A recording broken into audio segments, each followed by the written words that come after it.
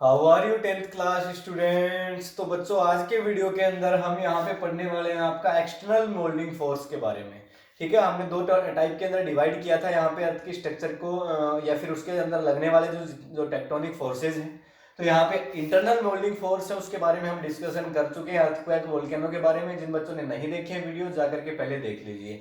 उसके बाद यहाँ पे देखिए, एक्सटर्नल मोल्डिंग फोर्स को भी हमने दो पार्ट के अंदर डिवाइड कर दिया है। तो यहाँ पे पहला जो पार्ट है वो क्या है, वेदरिंग फोर्स बताया था आपको। एंड सेकंड यहाँ पे क्या है, इरोजन फोर्सेस। तो देखिए, जो वेदरिंग फोर्सेस हैं, या फिर हिंदी में बात करेंगे तो इनको कहा जाता है अपक्ष। क्या कहा जाता है, अपक्ष। ठीक है, नहीं, अपक्ष बल।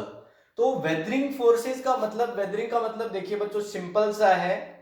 जो चट्टाने हैं उनका टूटना, उनका ब्रेक होना, जो रॉक्स है उनका ब्रेक हो जाना, इसको क्या बोलते हैं, वेदरिंग बोलते हैं। ये जो है इरोजन, इरोजन होता है क्षरण। क्या होता है, क्षरण, या फिर आप इसको कह सकते हैं अपर्दन। ठीक है, यानी यहाँ पे इसमें क्या होता है कि जो चट्टाने हैं, जो रॉक्स हैं, वो टूटती हैं और वो एक जगह से दूसरी जगह पे शिफ्ट हो जाती है। ठीक है, लेकिन इसमें यहाँ पे वेदरिंग के अंदर ऐसा नहीं है। यहाँ पे जो रॉक्स हैं वो ब्रेक होती हैं। ठीक है, लेकिन वो वहीं वहीं पे ही ब्रेक होती है। उनके जो पार्टिकल्स हैं, जो जो सब्सटेंस वहां पे ब्रेक डाउन होता है, वो वहीं पे रहता है। ऐसा नहीं कि वो एक जगह से दूसरी जगह पे शिफ्ट हो जाता है। ठीक है, तो इनकी प्रॉपर्टी के बेस पे इनको थ्री टाइप्स के अंदर हमने डिवाइड कर लिया है। यहाँ पे फिजिकल हो सकती हैं, केमिकल हो सकती है, यानी जिन प्रोसेस के थ्रू ये कंप्लीट होती हैं। और थर्ड यहाँ पे हो सकता है कोई बायोलॉजिकल प्रोसेस हो सकती है, जिसके थ्रू ये कंप्लीट हो सकते हैं, वेदरिंग फोर्सेस। तो क्या है, देखिए, रॉक्स हैं, चट्टाने हैं, वो जब किस में कन्वर्ट हो जाती है, सोइल के अंदर कन्वर्ट हो जाती है, जा कहीं नहीं रही है। सो रॉक्स थी वहां पे, बड़ी बड़ी रॉक्स थी, वो किस में कन्वर्ट हो गई, सोइल में कन्वर्ट हो गई, बिल्कुल छोटे छोटे टुकड़ों के पीसेज के अंदर वो टूट गई, बिखर गई। ठीक है, लेकिन है वहीं पे, यहां से उठ के दूसरी जगह नहीं गई। अगर गई होती तो क्या हो जाता, इरोजन हो जाता। ठीक है, लेकिन अब यहाँ पे क्या है, वेदरिंग है, क्योंकि वो वहीं पे है। ठीक है, क्या हो सकता है, हीट के थ्रू हो सकती है, रेन के थ्रू हो सकती है, बारिश के थ्रू हो सकती है, फ्रोस्ट के थ्रू हो सकती है, एयर के थ्रू हो सकती है। किसी भी मेथड से जो ये है वो कंप्लीट हो सकता है। तो सबसे पहले हम फिजिकल की बात कर लेते हैं। तो कुछ फिजिकल चीजें हैं, जैसे आइस वगैरह होती हैं।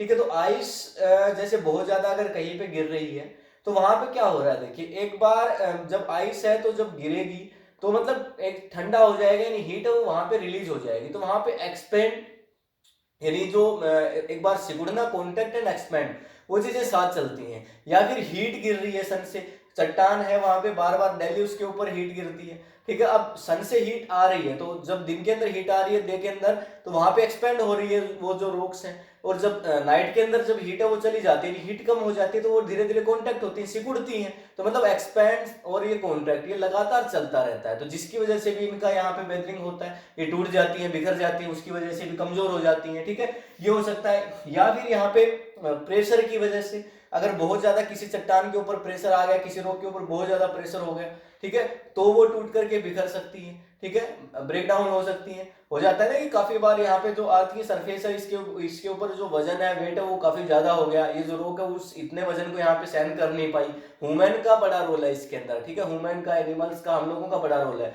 काफी जगह पे हम इतना ज्यादा वेट क्रिएट कर देते हैं कि वो जो रॉक्स हैं वो वहां पे उस वेट को बियर कर ही नहीं पाती। ठीक है, तो वहां उससे ये टूट सकती है। तो हाई प्रेशर से टूट सकती है, हीट से टूट सकती है, रेन से टूट सकती है, रेन वाटर से भी हो सकता है ऐसा। ठीक है, या फिर यहाँ पे बताया मैंने, आइस से हो सकती है। ठीक है, इंसुलेशन हो सकता है उसका।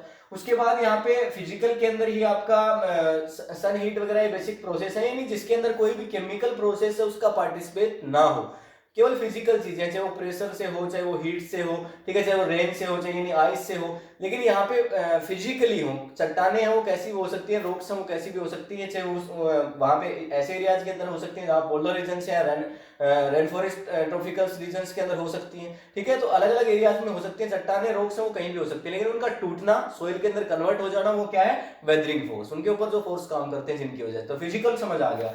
उसके बाद कुछ कुछ केमिकल प्रोसेस होती है, कुछ रासायनिक प्रोसेस भी होती है, जिनके थ्रू ये जो चट्टाने हैं टूट जाती है, रॉक्स हैं वो टूट जाती है, ब्रेक हो जाती है।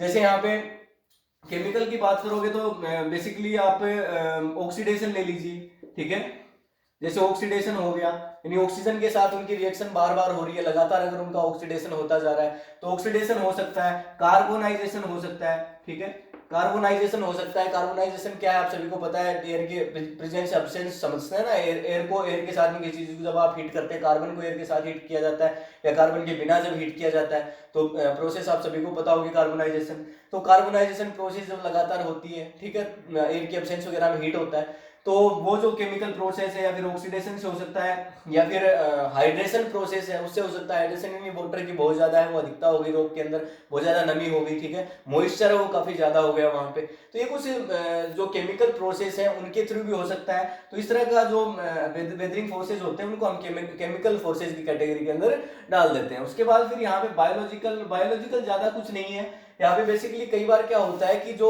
रॉक्स हैं वो ब्रेक डाउन होती हैं, जो टूटती हैं, कमजोर हो जाती हैं, कि जो प्लांट्स हैं उनकी जब रूट है वो अपने आप को ग्रोथ होती है, जब उनके रूट्स की ग्रोथ होती है तो वो बहुत ज्यादा रॉक्स के अंदर पहुंच जाती हैं, और जब रूट्स अपने आप को एक्सपेंड करती हैं तो उनको जगह नहीं मिलती इतनी ज्यादा, तो वो रॉक्स को तोड़ करके अपने आप को एक्सपेंड कर देती हैं। यानी उन रूट्स की वजह से, प्लांट्स की वजह से टूट गई है वो चीजें अभी, ठीक है। तो उन सभी की इन सभी रीजंस की वजह से जब ऐसा होता है तो उसको हम लेते हैं बायोलॉजिकल कैटेगरी के अंदर। तो बेसिकली आप समझ गए होंगे कि वेदरिंग फोर्स क्या है, अपक्षय क्या है, ठीक है। फिजिकल, केमिकल, बायोलॉजिकल कोई भी मेथड हो सकते हैं, लेकिन बेसिकली है क्या, जो चट्टान है, रॉक्स है, उनका टूट करके वहीं पे गिर जाना, सोइल के अंदर कन्वर्ट हो जाना। हाँ, वो अलग बात है कि बाद में अगर कभी बारिश हुई, बहुत जोर से हवा चली है, वो सोइल के अंदर कन्वर्ट, वो सोइल है वो बाद में उड़ करके कहीं दूसरी जगह चलेगी, लेकिन फिर वो दूसरी कैटेगरी के अंदर आ जाती है आपकी इरोजन फोर्सेज के अंदर। तो बेसिकली हमने एक्सटर्नल मोल्डिंग फोर्स है उनको दो पार्ट के अंदर डिवाइड किया। वेदरिंग फोर्सेज क्या है आपको समझ आ गए, ठीक है, कि रॉक्सम का टूटना, एंड सेकंड यहाँ पे इरोजन है। इरोजन क्या है, क्षरण।